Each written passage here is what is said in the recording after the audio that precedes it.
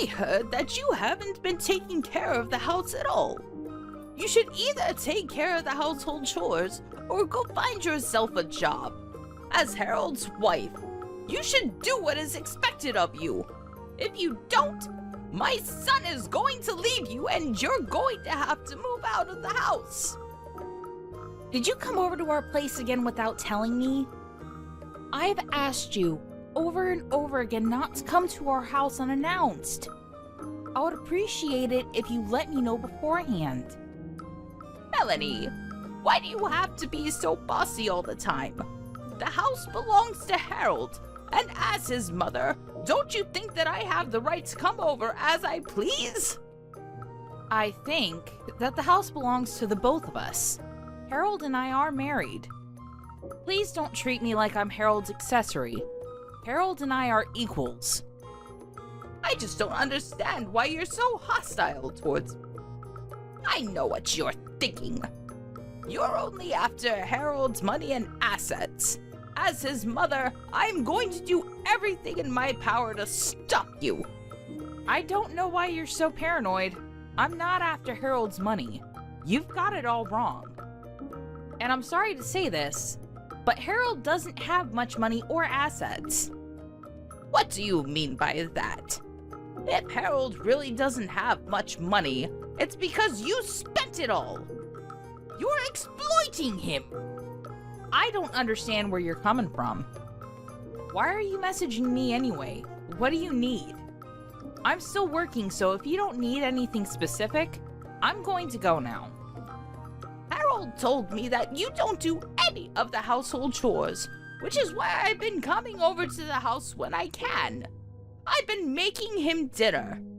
I prepared many things today so that it will last a while, and so that Harold doesn't have to worry about making his own dinner. I made the meals for Harold, so please don't eat them yourself. You really didn't have to go through all that trouble, but thank you anyway. Harold has a lot of time on his hands, so I'm sure that he has more than enough time to help out around the house and cook meals himself. How could you say such a thing? Harold works until midnight every day. You don't seem to understand that he works really hard. I feel sorry for him. He works hard and then his wife spends all his hard-earned money. What you're doing to him is truly unforgivable. I think this is all a big misunderstanding. I'm not using any of Harold's money. It's the other way around. We're both living off of my earnings. I think it's about time you saw the truth about your son. He's not as perfect as you think. You should sit down and talk with him. Harold told me not to take your words seriously.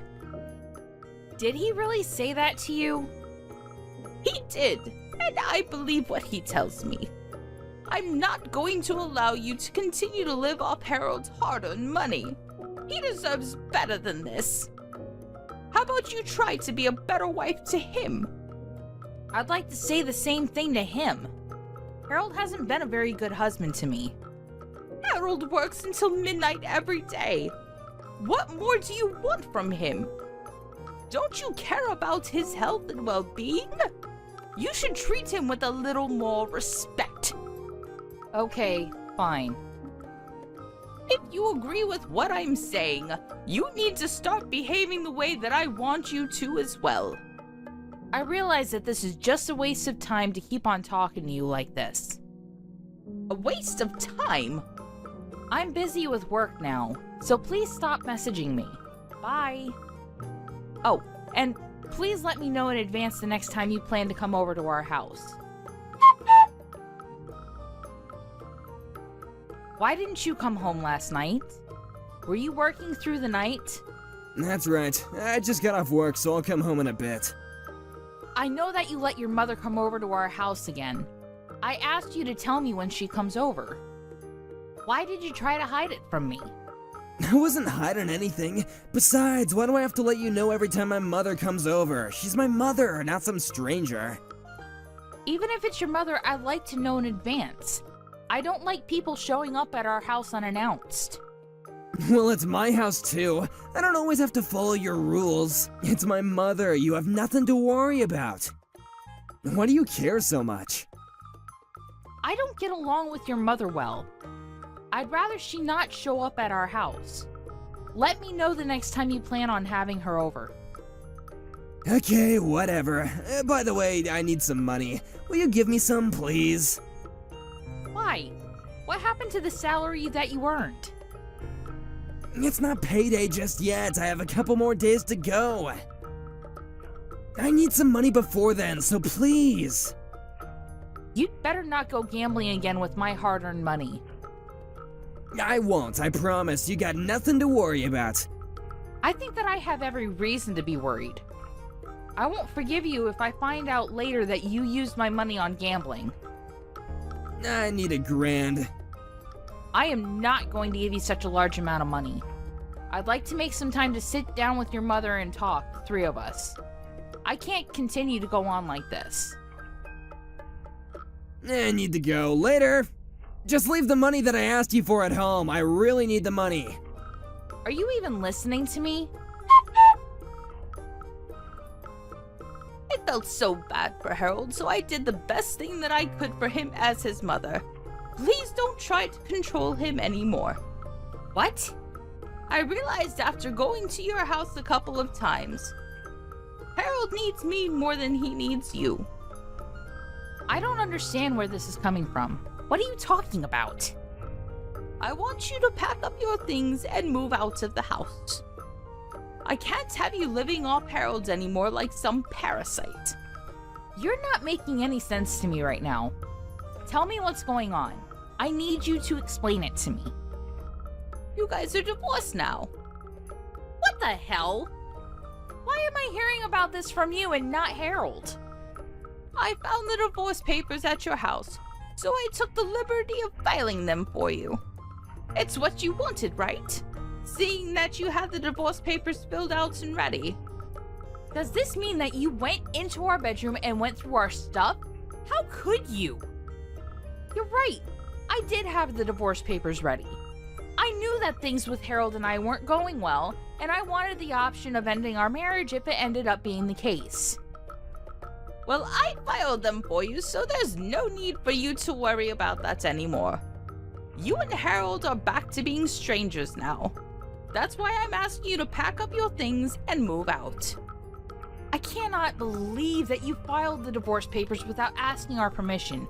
What you did is ludicrous. I didn't expect you to take things this far. Well, I couldn't bear to see Harold so unhappy in his marriage anymore. You should be grateful that Harold put up with you for so long and let you stay in his beautiful home. It's now time for you to leave. I don't understand why you're so self-righteous. Are you sure that you made the right choice here? Harold is going to be the one to suffer if I leave him. I'll be just fine on my own. You're going to regret the fact that you filed those papers. I'm not going to regret anything. It was the best thing for Harold. Don't you know how much Harold makes in a month? His monthly salary is $10,000. Are you sure about that? I'm the one preparing all of his meals right now, and if you stop taking his money, his entire salary will be mine. That's why we're both happy to see you go. I don't know why Harold married you in the first place. You didn't do anything for him, and all you do is spend his money. Now hurry up and leave our house. I want you out of here ASAP. Okay, fine. I'll move out as you wish. Good luck to the two of you then. We don't need any luck. We'll both be very happy without you. I was surprised to know that you filed the divorce papers without consulting us first. But I'm looking forward to your reaction when you find out the truth about my marriage to Harold. What do you mean by that? Let me just say this. I'm thrilled to be moving out. Thank you for filing the divorce papers. It was my pleasure. Now, please leave. Harold and I are both so excited to start a new life without you. Well, good for you. It was nice knowing the both of you. Goodbye. Melanie, may I have a word with you? There's something that I want to check with you. I'm sorry, but I have nothing to say to you. Bye. Wait a second. There's no need for you to be so rude to me. It's about the rent. What about the rent? The lease agreement has been changed over to your name now, so there's really no need for you to involve me. Yes. When did you change the name of the lease over to me? You could have told me about that. Why was the lease in your name in the first place? Shouldn't have been in Harold's. And why change it over to my name and not Harold's? It just doesn't make any sense to me. Well, Harold works part-time at a convenience store. He's not qualified to put his name on the lease agreement. What? I didn't know that Harold worked at a convenience store. What do you mean by part-time? You said that you wanted to talk to me about the rent. Are you going to tell me that you can't afford to pay the rent or something? Yes, that's right. How did you know? Do you know why there's no money in Harold's bank account? It just doesn't make any sense. Actually, it makes perfect sense to me. Harold doesn't have any real money, which is why he doesn't have any savings. But it's not something to get all nervous about. I think you misheard Harold's salary. You seem to think that he makes 10 grand a month when it's actually $1,000 a month. What do you mean? Harold works part-time at a convenience store, and the maximum he makes a month is $1,000. Sometimes less than that. What made you think that he made 10 times that amount? I bet you're lying to me. Harold's salary can't be that low. Otherwise, how would he be able to afford this house? Besides, I've seen his payslip before. I don't think that I have the wrong number. Oh, so you looked at the payslips then. I get it now. The payslips were mine, not Harold's. You just assumed that they belonged to Harold. Well, you were wrong. Those payslips were yours? Yes, that's right. I was the breadwinner. I work in the sales department of a global firm, so my pay is very high. That's why we were able to afford the house that you're now living in. The rent is around $2,000, which is twice what Harold earns in a month. I knew that Harold wouldn't be able to pay the rent once I moved out, which is why I put your name on the lease agreement. Don't tell me that you quit your job. This is all new to me. I didn't know that you were the one making all the money. I can't believe this. How are Harold and I going to pay for our living expenses then? There's no way that the two of us can live off the $1,000 that Harold brings in each month. I thought he made 10 times that amount, which is why I quit my job. And I just finished selling my house. Did the proceeds from selling the house get wired to Harold's bank account by any chance? Yes. Is that a problem? I'm not good with money, so I had Harold take care of it all. He was more than happy to. Well, I bet he's gambled all that money already. What? I have a stable job, and I have no money troubles like Harold. I didn't need him in my life to live happily. Harold used to have a good job, but then he embezzled some money and got caught. He was penniless after he paid the company compensation for the damages caused. He was also fired from his job, naturally. After that, he started gambling and borrowed money to go to casinos. Now, he has a lot of debt. When we were still married, I helped him out with his money troubles, but now that we're strangers, none of this is my concern. Why am I only hearing about this now? When did Harold start gambling, and why didn't you tell me? Well, he recently started working at that convenience store, and I thought that he was trying to better himself, but he's been going to casinos in the mornings when he isn't at work. Basically, he's using all his money on gambling. He hasn't changed his old habits. Casinos? You were so proud of Harold for working so late at night. But it's just at a convenience store and he isn't making the kind of money that you wish for. Harold isn't working long hours. He's simply in charge of the night shifts at the convenience store. I work much harder than he does and I get paid well too. I'm sure that there are college students out there that are making more money than Harold. I wish you the best of luck with everything. It seems that I had it all wrong. That's what I've been trying to tell you all this time, but you wouldn't listen to me. I'm sorry that I didn't take you seriously before. I'll pay more attention to you now. So would you please forgive us and come home? I realize how much you've been doing for Harold and I. It would mean a lot to me if you moved back in with us. And I'd really appreciate it if you could help pay the rent of this house. Why in the world would I do that after the way you treated me? No way! It is too late to try to be nice to me. I know that it's just an act and that you're only after my money. I already moved into a fabulous new place and I am very happy living on my own. I can't believe that I used to live with Harold. Life on my own is so much more comfortable and enjoyable. I should have divorced him sooner instead of waiting for you to file those papers. I'm very grateful to you for filing those papers though, so thank you for taking care of it. You don't need to thank me for that.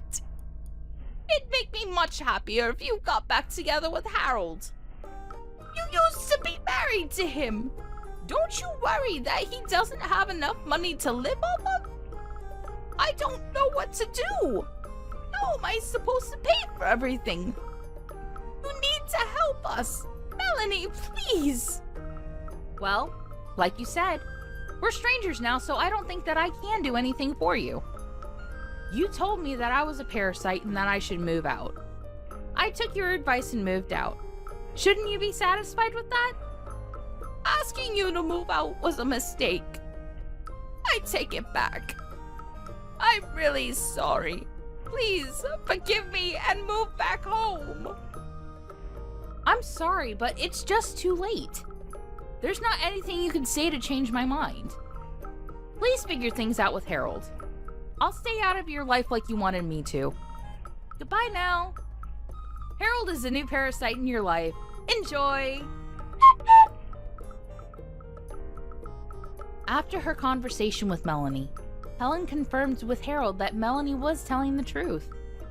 And as Melanie had predicted, Harold had already spent the proceeds from selling Helen's house on gambling.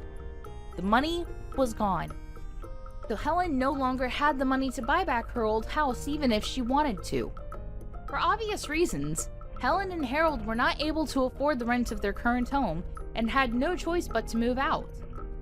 They even had to pay a penalty fee to the landlord because they were late in paying the rent. Helen and Harold ended up on the streets, and although Helen had hoped to live a happy life using Harold's money, she ended up living a life of despair. It doesn't seem like it would be easy for either of them to get stable jobs.